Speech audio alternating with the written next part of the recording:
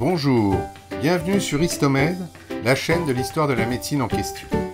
Cette vidéo va aborder la période qui a vu la libération de la médecine grecque proto-historique, évoquée dans la vidéo précédente, vis-à-vis de la religion. Cette laïcisation s'est faite au cours des 8e au 5e siècles, selon deux voies distinctes. La voie philosophique, avec les philosophes physiologues, et la voie empirique, basée sur la caste des Asclépiades. Notre propos est ici de voir comment cette voie de la philosophie permit à la médecine de se libérer du sacré. Pour la philosophie pure, nous vous renvoyons aux chaînes consacrées à cette discipline, comme Cyrus North, Édition M éditeur, ou les profs du web. La philosophie commença avec la naissance des cités indépendantes et une nouvelle manière de penser le monde, ce que Malraux appela la civilisation de l'interrogation. Les hommes ne voulaient plus se limiter à croire, ils voulaient savoir, et surtout, ils voulaient ramener les connaissances acquises sur l'univers à celles de l'homme. Fondamental pour l'histoire des sciences, le rôle des philosophes naturalistes présocratiques, en opposition au courant religieux, est toutefois moins important que pour l'histoire de la médecine. On peut toutefois se demander pourquoi et comment est né ce besoin de libération vis-à-vis de la religion. Génération spontanée, selon l'historien d'Arenberg que nous avons déjà cité, ou évolution de l'histoire du monde, selon la théorie des trois états de Comte, également évoquée en introduction. La médecine sacerdotale est en effet antérieure à la médecine laïque développée dans le voisinage des temples d'Asclépios. Comme en Égypte, il semble néanmoins qu'il n'y eut en fait jamais de concurrence entre ces deux formes de médecine.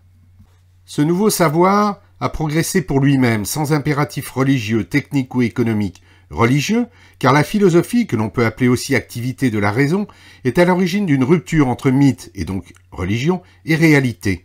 Il faut souligner ici le rôle de la religion grecque, moins sclérosée qu'en Égypte ou en Mésopotamie, que nous avions pris comme exemple des médecines archaïques. L'influence des savoirs et des techniques importées du reste du monde, grâce aux échanges commerciaux. Enfin, l'absence de contraintes économiques ou matérielles, ce qui a donné aux philosophes la possibilité de réfléchir sans souci. Cyniquement, il s'agit d'un rôle positif de l'esclavage. Par désir d'unité et de simplicité, les philosophes étendirent leur investigation à l'ensemble du réel, et donc à la nature, avec un souci d'une théorie universelle, l'archer de toute chose. La recherche de cet archer, l'élément primordial, va être la source d'un foisonnement intellectuel et d'une multitude d'écoles et de courants, parfois contradictoires, car la pensée philosophique est à la base de l'opposition des concepts. Les philosophes naturalistes présocratiques, en fait par souci de simplification, les historiens attribuent la naissance de la médecine à Hippocrate et celle de la philosophie à Socrate. Ce qui s'est passé avant eux est donc pré-hippocratique ou présocratique. Les philosophes présocratiques, donc, furent en effet à l'origine de différents courants de pensée philosophique laïque, instaurant la primauté de l'esprit sur l'expérience objective, qui permit ce passage du mythe au logos, la raison. Pour reprendre l'expression de Jean-Pierre Vernant, ils inventèrent une nouvelle image du monde, et l'explication médicale passait donc avant tout par une explication du monde, astronomie, loi physique, raison pour laquelle on parle aussi de philosophie naturelle. Les questions qu'ils se posèrent en médecine concernaient la constitution de l'homme, l'embryologie, la physiologie, et les grandes fonctions sensorielles qui relient l'homme au monde extérieur. Il faut redire aussi ici le rôle de la diffusion par l'écriture, rôle fondamental pour les échanges commerciaux et politiques, les migrations humaines et surtout le développement des sciences. On ne fait pas de philo sans écriture, ni aucune science d'ailleurs, même si les écrits des principaux philosophes que nous allons évoquer sont finalement assez pauvres. Ces principaux philosophes naturalistes, à la fois philosophes, poètes, savants, vécurent entre le 7e et le 6e siècle avant Jésus-Christ. On remarque qu'ils se trouvaient au début tous loin d'Athènes, à l'ouest, en Sicile ou dans le sud de l'Italie, ou à l'est, en Ionie, la partie occidentale de l'Asie mineure, dans tous les cas dans des colonies lointaines, au contact de cultures étrangères. Parmi ces écoles, celle de Milet forma des matérialistes ioniens. Leur chef de file était Thalès, connu pour son théorème, et ses principaux disciples, Anaximandre et Anaximène. À l'origine de la conception de la méthode scientifique, Thalès, pour qui la maladie n'avait rien de surnaturel, cherchait des réponses rationnelles, mais aussi la composition et le principe matériel de l'univers. Par souci de synthèse et d'unicisme, il fallait en effet conférer la dignité d'archer, c'est-à-dire de principe premier, une sorte de principe universel, à un élément simple. Pour Thalès, qui fut le premier à avoir orienté la réflexion sur l'autologie, c'est-à-dire le discours sur l'être, tout découlait de l'eau. Pour son ami et disciple Anaximandre, fondateur de la science de la nature, tout venait de l'apeiron. L'apeiron était une sorte de réalité distincte de tous les éléments, mais formant leur origine commune. L'apeiron pourrait se définir par ce qui est indéfini, ce qui est vaste, non mesurable. Pour Anaximandre, à l'origine des notions de nature, physis, d'ordre naturel, cosmos, et de loi naturelle, nomos, les éléments se définissaient par leur opposition réciproque. Leur conflit aboutissait à des compensations de matière afin de rétablir un équilibre rendu possible par la primauté de l'apeiron qui permettait de maintenir entre ces forces en conflit une exacte isote. Cette notion d'équilibre allait s'imposer à la pensée médicale, notamment par Alcméon de l'école de Crotone dont nous allons parler, mais aussi dans son expression politique sous la forme de la démocratie grecque. Anaximandre se posa aussi des questions sur l'origine de la vie, sortie selon lui de la vase marine, et proposa également une nouvelle vision du monde. Pour Anaximène, vers 560 avant Jésus-Christ, disciple d'Anaximandre, qui pensait que la terre était plate et flottait dans l'air, les corps célestes tournant autour, le principe universel était l'air. Mais l'air était différent selon sa raréfaction et sa condensation, par le chaud et le froid. L'air raréfié donnait le feu, l'air condensé les vents, puis l'eau. L'eau condensait la terre, et la terre condensait la pierre. En accordant à l'air cette importance, Anaximène fut à l'origine de l'idée de pneuma dont nous reparlerons. Évoquons maintenant l'école plus spiritualiste de Crotone, représentée par Pythagore de Samos. Véritable gourou de secte, mathématicien, physicien, musicologue, il fut d'ailleurs l'inventeur d'une gamme, il y avait une double tendance chez Pythagore qui est considérée comme l'ancêtre des courants naturalistes. Une tendance mystique, appelée acousmatique, et une tendance rationnelle, mathématicien.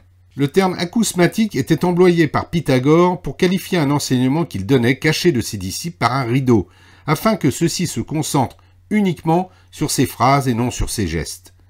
Le terme acousmatique qualifiait aussi les disciples non initiés qui se contentaient de répéter les aphorismes de Pythagore sans les comprendre, sans en connaître la source, la mécanique de raisonnement, les initiés étant, quant à eux, nommés mathématiciens. Pour Pythagore, le nombre gouvernait le monde. Le cosmos était dans un ordre harmonieux du monde, gouverné par les lois mathématiques. L'archet est le numéro, ou tétractis, la somme des 4 premiers chiffres. 1, plus 2, plus 3, plus 4, égale 10. Pythagore fut surtout à l'origine de la théorie de l'universalité des 4 éléments, terre, feu, eau, air, en harmonie avec le cosmos, et que l'on retrouve dans le corps humain. Parmi les disciples de Pythagore, finalement plus mathématicien et philosophe que médecin, figurait surtout Alcméon de Crotone, vers moins 500 avant Jésus-Christ. Anatomiste, il semble qu'il fut le premier à réaliser des dissections animales et peut-être humaines. Il est aussi considéré comme le père de la physiologie et de la médecine pour certains. Anatomiste, Alcméon différenciait les artères, qui contenaient pour lui de l'air, et les veines, qui contenaient du sang, ébauchant une certaine théorie de la circulation. Il attribuait au cerveau le rôle central de la pensée. On se souvient que ce rôle était dévolu au foie pour les Égyptiens et les Babyloniens, au diaphragme pour Homère et au cœur pour Aristote. Physiologiste, Alcméon étudia les organes des sens, situant notamment le goût dans la langue, et élabora à partir de la notion d'isote d'Anaximandre une théorie générale de la santé, un équilibre fragile basé sur l'équilibre des pouvoirs et sur l'opposition chaud-froid, humide-sec, amer-doux. Cet équilibre, appelé isonomie, entraîne la bonne santé. Le déséquilibre, appelé monarchia, d'un élément sur les autres, excès de chaleur ou de froid, abondance ou manque de nourriture, influence extérieure, entraînait la maladie. Cette théorie, avec celle des 4 éléments de Pythagore, fut à l'origine de la notion de crase humorale et de l'importance de l'équilibre des 4 humeurs, un des grands principes hippocratiques. On retrouve encore aujourd'hui cette notion importante d'équilibre dans la biologie. À côté de ces théories, Alcméon fut toutefois aussi à l'origine d'hypothèses plus discutables, comme celle qui faisait de la semence de l'homme une partie de l'encéphale, théorie qui fera long feu. En résumé, les pythagoriciens, plus que tout autre, égarèrent finalement la médecine dans des théories confuses. Pour Diogène d'Apollonie, l'air était aussi le principe premier. Il s'unit au sang dans les vaisseaux et forme le pneuma, à la base de l'intelligence et de la mémoire en arrivant au cerveau. Diogène s'intéressa aussi à la perception, au vaisseau, artériel et veineux, et au sens déjà étudié par Alcméon, accordant une importance particulière à la glossoscopie, car la langue était selon lui le carrefour de tous les vaisseaux. Diogène posa aussi la question de savoir si la vision des objets donnée par l'œil humain était une réalité ou une création. Cette notion sera développée au XVIIIe siècle par les sensualistes, dont nous reparlerons. Autres philosophes présocratiques, ceux de l'école d'Éphèse, avec Héraclite, dit l'obscur, car personne ne comprenait ce qu'il voulait dire, et à l'origine de la pensée dialectique, terme utilisé aujourd'hui dans un sens différent. Héraclite étudia les lois générales du mouvement. On ne se baigne jamais 2 fois dans la même eau d'une rivière, disait-il. Pour lui, la vie était un jeu permanent de construction et de destruction, notion bien connue en physiologie osseuse. Héraclite, que l'on voit ici avec Démocrite sur ce tableau de Hendrik ter Bruggen de l'école caravagesque d'Utrecht, sera aussi à l'origine de la doctrine de l'atomisme avec la décomposition des constituants du corps. Pour Héraclite, modèle du médecin pour Platon, mais plus philosophe que médecin, tout phénomène vital était sous l'influence d'une sorte de feu dont tout découlait et au centre de tout. Le feu remplace les principes de l'école de Millet dont nous avons parlé. Ainsi, les modifications de la température changeaient l'état de la matière, solide, liquide, gaz. Zénon d'Élée était un disciple de Parménide d'Élée. On parle d'école éléate. Parménide considérait qu'il y avait 2 voies, celle de la vérité et celle trompeuse de l'opinion, et que l'être était unique, immobile, absolu. Zénon était adepte de la contradiction dans l'étude de la philosophie et de la nature. Ce sont les fameux paradoxes de Zénon. Pour lui, une chose ne pouvait être en même temps que son contraire. Démocrite, de l'école atomiste, dont le savoir était encyclopédique, reprit les théories de Leucide, d'Héraclite, dont nous avons parlé, et de Zénon, raison pour laquelle on le classe parmi les philosophes pluralistes, comme Anaxagore et Empédocle, dont nous allons reparler. Démocrite sera à l'origine d'une intuition géniale, affirmant que toute chose est faite à l'origine de vide et de plein, constituée par des particules élémentaires, immuables et éternelles, les atomas, atomes signifiant que l'on ne peut couper. Ces atomes étaient différents par leur figure ou forme, anguleux, ronds, crochus, par leur taille que l'œil ne peut distinguer, leur ordre et leur disposition dans l'espace. S'intéressant aussi à l'étude des sens, les saveurs étaient selon lui conditionnées par ces propriétés mécaniques des atomes. Ces mêmes propriétés atomiques rendaient aussi compte de l'effet des médicaments dont il entreprit même un classement. Autant d'anticipations qui furent confirmées par la physique et la chimie par ce visionnaire génial, mais sans vouloir en diminuer le génie, avec toutes les hypothèses avancées par tous ces savants philosophes, il fallait bien qu'une tombe juste. Cette théorie matérialiste ne laissait plus de place pour les dieux et l'esprit ou l'âme. L'homme et son microcosme étaient complètement intégrés dans le macrocosme de l'univers. Démocrite fut aussi un médecin à qui l'on doit plusieurs livres, hélas disparus, les opinions médicales, les épidémies, le pronostic, les remèdes. Considéré comme fou, raison pour laquelle les peintres le représentent riant sans cesse, on lui envoya Hippocrate qui le déclara au contraire sage d'entre les sages. Autre philosophe pluraliste, Anaxagore, considéré comme le premier philosophe dualiste, sépara l'esprit de la matière. Selon lui, tout est dans tout et réciproquement. Tout est composé de graines. Les changements se produisent par un tourbillon qui mélange les graines. C'est le nous, un esprit ou l'intelligence puissante et sage qui produit ce tourbillon. Ainsi, selon Anaxagore, la semence de toute chose est contenue dans le vent, contenue dans l'eau des pluies, elle donne des sens aux plantes. Anaxagore, qui refuse le concept du non-être et de ses productions, fut à l'origine de la formule « rien ne naît ni ne périt, mais des choses déjà existantes se combinent, puis se séparent à nouveau ».